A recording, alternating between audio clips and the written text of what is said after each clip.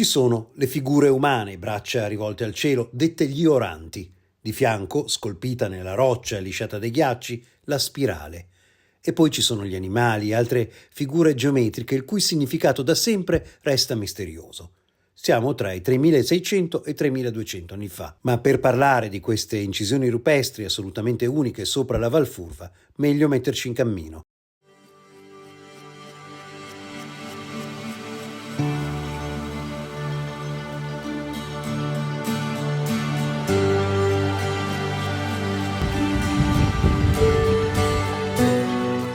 Siamo nel pieno del Parco Nazionale dello Stelvio e siamo a 3000 metri.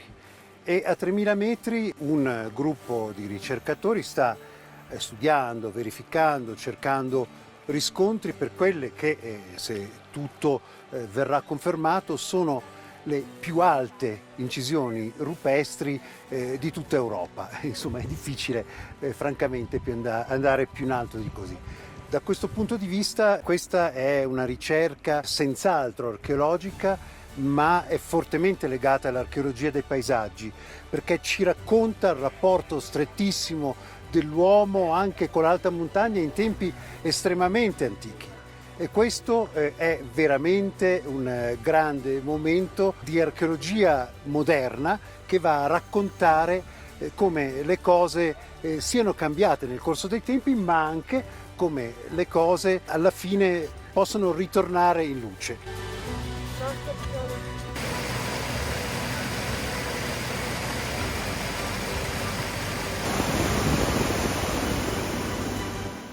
Partendo dal Gavia, passo meraviglioso e altissimo, ci si deve impegnare in una bella camminata di ore per andare ai 3000 metri, dove il ghiacciaio del Tresero ha fatto riemergere le rocce negli ultimi decenni. Gli archeologi e ricercatori sul campo non arrivano certo in elicottero nel cuore del Parco Nazionale dello Stelvio, ma fanno la stessa fatica di quelle popolazioni che per motivi da comprendere, ma forse per onorare la natura in un santuario antichissimo sotto la grande montagna, arrivavano fin lassù nell'età del bronzo.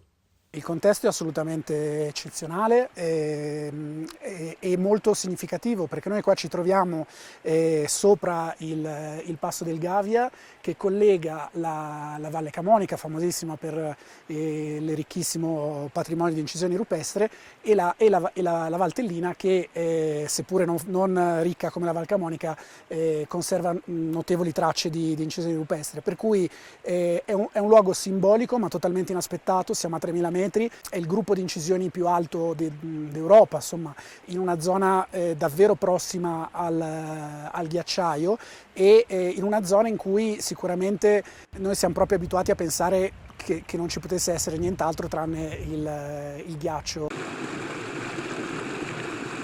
Questo è il primo gruppo di figure incise, sono in realtà 5, ma con le attuali condizioni di visibilità se ne vedono bene soprattutto 2, questa spirale, questo segno a spirale, affiancato alla una figura umana nella posizione cosiddetta dell'orante. Questa associazione in particolare è abbastanza tipica e ricorre per esempio sulla Rupe Magna di Grosio. Più in qua c'è uno simbolo geometrico, un quadrato ripartito che si vede appena, e invece dall'altra parte della spirale c'è un altro orante che adesso è praticamente invisibile, un po' perché è meno marcato e un po' proprio anche per le condizioni di luce. Adesso ti seguo e andiamo a vedere uno dei ritrovamenti fatti da te. Sì. Ecco, in questo caso di cosa si tratta? Si tratta di un cavallino, di una figura di qualche probabilmente presumiamo che sia un equide. È una figura un po' staccata dal gruppo di figure precedenti, è un po' isolata, è stata incisa proprio molto vicino al torrentello glaciale che praticamente stiamo percorrendo, il torrentello glaciale. Ci sono tutte queste rocce lisciate dal ghiacciaio, ecco, già da qua si intravede la figura. Dunque in questo caso abbiamo il capo, gli arti anteriori, il corpo, gli arti posteriori e la coda. Questo rispetto alle altre incisioni è un po' diversa come tecnica di incisione, perché le altre figure si notavano i segni della picchiettatura, invece in questo caso sembrerebbe che sia stata fatto utilizzando probabilmente un pezzo di quarzo e facendo strisciare il pezzo di quarzo con delle incisioni fatte in senso lineare. Negli anni 50 quest'area si è liberata dal ghiaccio e pochi anni fa, per casualmente, sono state individuate su queste rocce montonate, lisciate dal ghiacciaio, sono state individuate le prime incisioni rupestri di tipo figurativo. Io, appena ho saputo questa notizia, questo ritrovamento, sono salito e in quell'autunno, avendo la luce del sole che arrivava molto radente, sono riuscito a individuare altre figure che erano molto più difficili da individuare. Figure che ad esempio oggi con questa luce in piena estate non risultano visibili. Su questa roccia ancora vediamo, contrassegnato con il mignio, un vecchio segnale glaciologico. Questo è un segnale glaciologico apposto nel 1962 dal professor Pollini.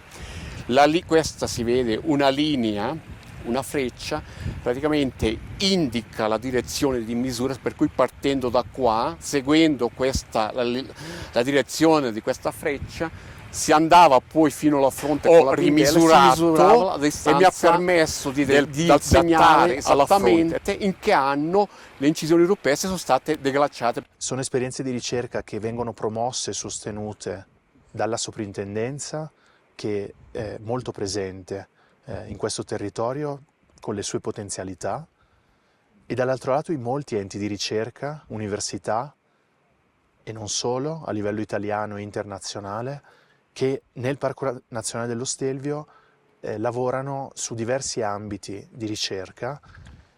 L'ambito dell'archeologia è un asse del tutto coerente con la norma, con l'istituzione di un parco che è regolato dalla legge 394 del 91, che pone tra i suoi obiettivi non solo quello della tutela ecologica, ma anche quello della gestione del patrimonio archeologico, storico, architettonico, che in un territorio come questo, che ha una storia millenaria di presenza dell'uomo, emerge in tanti elementi. Gli 11 petroglifi ritrovati in questi anni, con segni del passaggio dei ghiacci, potrebbero far parte di un complesso di segni molto più vasto, magari un santuario di arte rupestre. L'archeologia del sacro riconosce spesso come luoghi molto visibili, come la mole triangolare del Pizzo Tresero, rappresentassero siti simbolici nel complesso dialogo tra terra e le forze insondabili della natura, come appunto quello di Montebego in Francia, o anche un luogo centrale di confine tra Valtellina e Valcamorica. Di sicuro è la testimonianza della grande influenza dei ghiacci sulle attività antropiche, nel loro espandersi e nel loro contrarsi. Quelle striature del loro passaggio si intrecciano con la storia umana.